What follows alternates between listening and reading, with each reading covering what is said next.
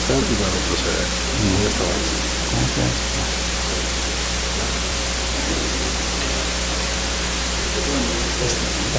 Ya, bien.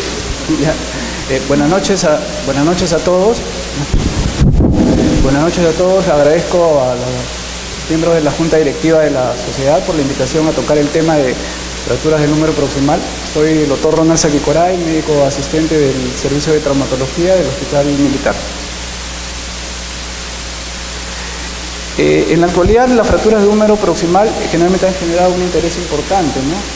A pesar de ese interés que ha generado, todos los años se publican un promedio de 300 artículos que son indexados a la literatura médica.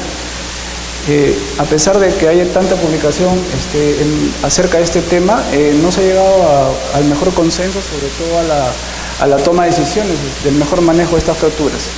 Creemos que entendiendo la historia natural de esta fractura, sobre todo eso nos servirá para sobre todo entender la fractura y llevar a un mejor tratamiento. Las fracturas del húmero proximal tienen una distribución unimodal en relación a la edad. Son fracturas típicas de gente adulta. Se habla que hay una predilección en cuanto al sexo femenino, 3 veces más que la del hombre. En la actualidad, por el aumento de la esperanza de vida en nuestras sociedades y en las sociedades occidentales, generalmente ha aumentado también la incidencia, sobre todo de esta fractura osteoporótica. Ya estudios de Palvanen refieren el aumento de 63% en pacientes mayores de 60 años. Las clasificaciones, vemos que existen múltiples clasificaciones. Una de las primeras, la cual dividió en fragmentos anatómicos, fue la de Codman, el 34, cabeza, tuberosidad mayor, tuberosidad menor y diáfisis. Niria, el 70, publica un sistema específico de clasificación, fijando arbitrariamente 1 centímetro y 45 grados como criterio de desplazamiento ya de los fragmentos mencionados por Codman anteriormente. El grupo de la O también da las clasificaciones extraarticulares y articulares. A pesar de que existen este tipo de clasificaciones, las más usadas en la actualidad son la de la O y la de NIR. Y la de NIR, que nos permite sobre todo el intercambio de conocimientos entre profesionales acerca de los distintos patrones de fractura. Menciona algunos estudios que hay cierta disparidad y falta de concordancia entre este tipo de clasificaciones. De ahí la importancia sobre todo de entender, más que clasificar las fracturas, entender el patrón de fracturas y darle pues una buena observación y un tratamiento, ¿no? Menciono esto porque el entendimiento de las fracturas del húmero proximal juega un rol importante, sobre todo en el manejo de estas fracturas, y si todavía nosotros le ofrecemos al paciente un tratamiento quirúrgico, más aún. Vemos así los 4 protagonistas ya mencionados por Codman. La cabeza humeral, generalmente cuando hay alteraciones en la consolidación de la cabeza humeral, puede estar en relación al dolor. Cuando hay alteraciones en la consolidación o retardo de la consolidación de las tuberosidades, puede estar en relación con déficit de la función, y las faltas de consolidación de la diáfisis puede estar en relación a pseudoartrosis. ¿Qué pruebas debo pedir? Solemos tratar este tipo de fracturas en las emergencias de nuestros hospitales, en los cuales existe cierta disparidad acerca de los medios disponibles. Me refiero a los medios logísticos. De ahí que es importante tener en cuenta 2 incidencias importantes, ¿no? La antero-posterior y la perfil escapular. La antero-posterior, que nos va a dar sobre todo una información importante acerca de la relación en el plano coronal que existe entre la cabeza y diáfisis y la cabeza y la glena. Y nos va a permitir también ver sobre todo la tuberosidad mayor, ¿no? La perfil escapular, que sobre todo nos va a dar una información importante acerca en el plano axial, de la relación que existe entre las tuberosidades y la cabeza, la diáfisis y la cabeza y la glena. Esto nos permitirá ver sobre todo desplazamientos anteriores y posteriores.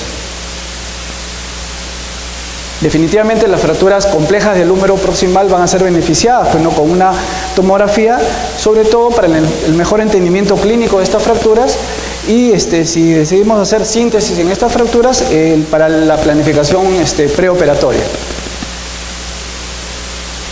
Debemos fijar siempre una radiografía normal, ¿no?, de lo que es, y sobre todo ubicarnos en el plano de lo mencionado por Codman ya, ¿no?, tanto en una antero-posterior como una perfil escapular. Esto nos va a servir de importancia, sobre todo la perfil escapular, para nosotros, en el momento que evaluemos una radiografía con una fractura, tenemos en cuenta los parámetros anatómicos.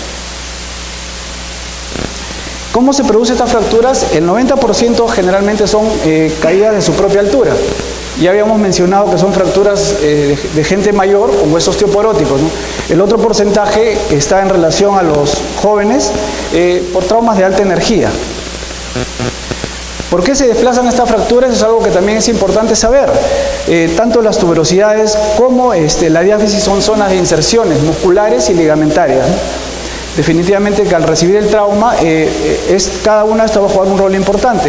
Vemos así el manguito rotador, el supraespinoso, va a producir una medialización posterior-superior del fragmento, el subescapular medializa anterior, acá nos sale el deltoides, pero el deltoides también aproxima hacia arriba la diáfisis, y el pectoral mayor medializa y rota el fragmento, ¿no? Esto generalmente produce deformaciones en varo, que son las menos frecuentes, en las cuales vemos que hay una disrupción de la cabeza y significa que hay una separación de la cabeza y de la diáfisis. Las más frecuentes son las fracturas en valgo, en las cuales la cabeza femoral sufre un impacto directo con la zona de la glena, que actúa como un yunque, ¿no? Y esto generalmente produce una horizontalización de la cabeza y produce un estallamiento de las tuberosidades que se van hacia arriba, ¿no? Acá mencionamos la anterior diapositiva, la importancia de ver una radiografía normal y la importancia de ver una radiografía con compromiso de las tuberosidades. Las fracturas complejas generalmente podemos encontrar una de las dos. Además de eso encontramos lo que llamamos el split fracture, que es la división de la cabeza humeral, ¿no? Sin duda, cualquier esfuerzo que nosotros hagamos en entender las fracturas del húmero proximal se centran sobre todo en conseguir el mejor tratamiento, ¿no? El tratamiento lo dividimos en tratamiento conservador. Ya hemos mencionado que son fracturas de gente mayor. Tenemos el primer grupo son pacientes mayores con una buena calidad de vida, con un estado mental bueno. Pacientes mayores con mala calidad de vida, un estado mental pobre. Definitivamente el segundo grupo, la mayoría del tratamiento conservador nos va a dar resultados buenos y aceptables desde el punto de vista de la función y el dolor. En el primer grupo definitivamente que es importante sobre todo una buena anamnesis, con la finalidad de lo que espera el paciente acerca del tratamiento, del manejo que se va a ofrecer. Las fracturas del humo proximal en una o dos partes mínimamente desplazadas, donde se opta el tratamiento conservador o se indica el tratamiento conservador, los resultados son buenos y excelentes en cuanto a la función, en comparación con el brazo o con el lado contralateral. Definitivamente que está comprometida la rotación interna y externa, y el factor principal es la edad, ¿no?, en este tipo de tratamientos. Vemos que la indicación de un cabestrío por no más de 3 semanas con movilización precoz nos dará buenos resultados. Existiendo una gran diversidad regional acerca del manejo y el tratamiento quirúrgico de esta fractura, tratamos nosotros de centrar factores que nos ayuden a tomar una decisión quirúrgica. Dentro están los factores relacionados al cirujano, que puede estar la pericia, los medios disponibles para la cirugía, los relacionados al paciente, la edad, el sexo, las comorbilidades que están en relación al paciente y el patrón de fractura. Estudios de Edimburgo me refieren que la indicación absoluta de cirugía en estas fracturas son el 2%, el 80% de tratamiento conservador y el 20% de población de pacientes donde el debate estaría definitivamente, sería indicado en qué tratamiento vemos, el conservador o el quirúrgico. Los objetivos del tratamiento quirúrgico están en relación a la evaluación funcional. En la última actualización de la evidencia científica realizada por Cochrane, el tratamiento quirúrgico no aporta mejoras desde el punto de vista global en cuanto a la función. ¿Qué parámetros se tomó? Es la escala de Constant y ODASH. Acá menciono rápidamente la escala de Constant, que valora el dolor, las actividades de la vida diaria, el movimiento y la fuerza, ¿no?, para entender sobre todo este parámetro. El desarrollo de necrosis aséptica de la cabeza humeral, los cuales están en relación a los factores como tipo de fractura, tipo de tratamiento y tiempo de seguimiento. El factor anatómico, que es el compromiso de la circunfleja humeral anterior, va a ser uno de los factores predictores importantes, sobre todo en la génesis de la necrosis vascular. De ahí la importancia, sobre todo en el momento que tomamos la decisión de hacer síntesis, dependiendo del abordaje que hacemos, ser lo más biológicos, ¿no? Y evitar el compromiso, sobre todo, de la circulación de la circunfleja posterior. Ya Hertel, del 2004, menciona factores predictores de isquemia humeral que fueron mencionados hace un momento, ¿no? Era el trazo dorso-medial extenso, mantenimiento de la bisagra medial y sobre todo el trazo de fractura del cuello anatómico. En cuanto a las tasas de complicaciones, esto está en relación principalmente del tipo de tratamiento y el tiempo de observación. 1 de cada 9 pacientes tratados quirúrgicamente van a requerir una reintervención, 3 más que los tratados conservadoramente.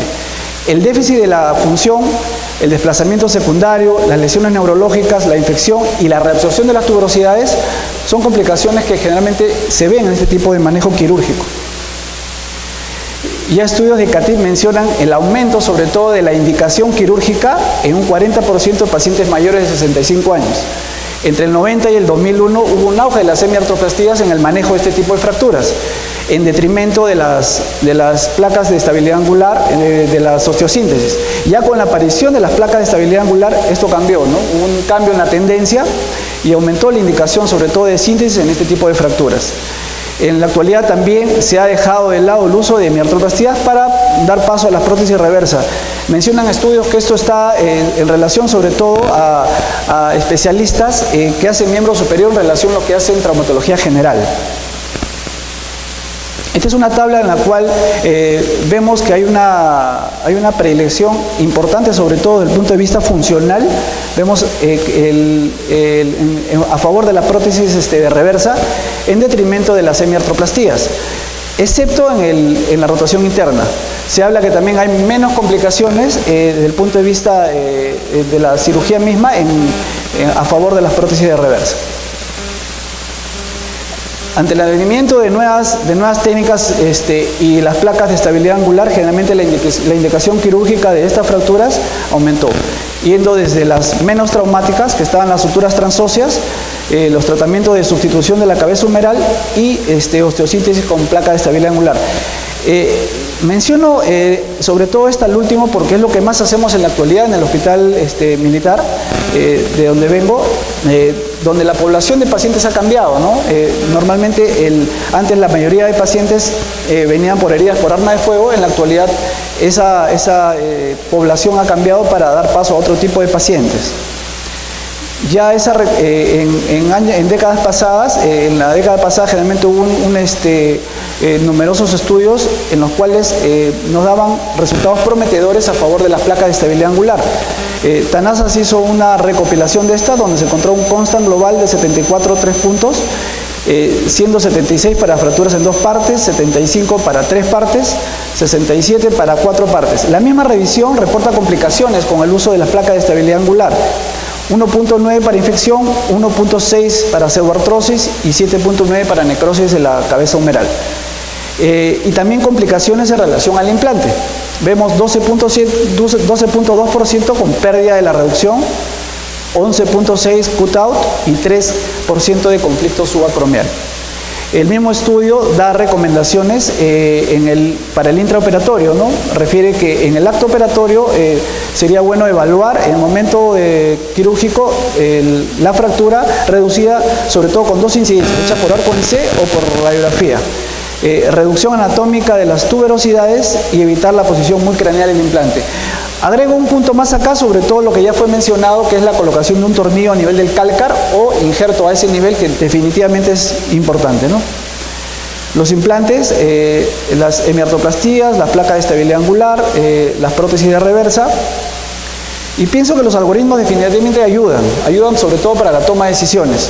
Vemos si nosotros lo dividimos en 3, ¿no? Menores de 65 años para hacer suturas transóseas o placa de estabilidad angular, las hemiartroplastías entre 65 y 70 años y mayores de 70 años las prótesis de reversa.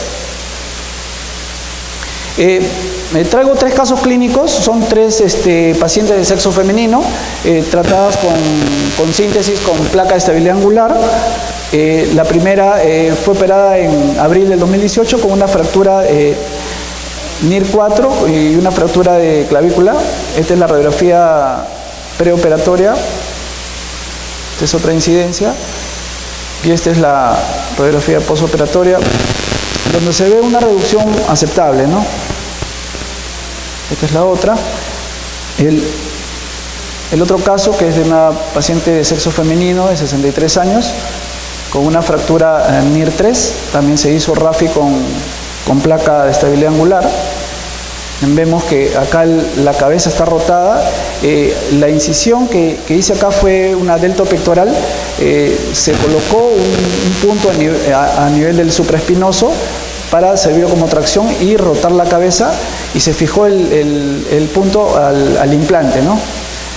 Esta es la del arco índice, que no es muy clara, y esta es la radiografía postoperatoria. Vemos que me quedó un poco craneal la placa, tiene una reducción aceptable. La paciente ahorita está ¿cómo se llama?, en terapia física. Y esta es una paciente mujer de 75 años con una fractura NIR3, que tenía múltiples comorbilidades, alérgica a los AINES, una paciente que se dializaba con una mala calidad ósea. Esta es la radiografía inicial. Vemos que también se ha rotado la cabeza y hay un fragmento en esta zona. Es la colocación del paciente como en una incisión de playa. Se hizo una incisión transdeltoidea teniendo cuidado con el nervio. Esta es la imagen donde se coloca la placa, y vemos que está... también se hizo suturas transóseas y se fijó acá porque nos permite sobre todo una buena estabilidad, ¿no? En el momento... Esta es la imagen en el arco en C, y esta es la radiografía postoperatoria. Gracias.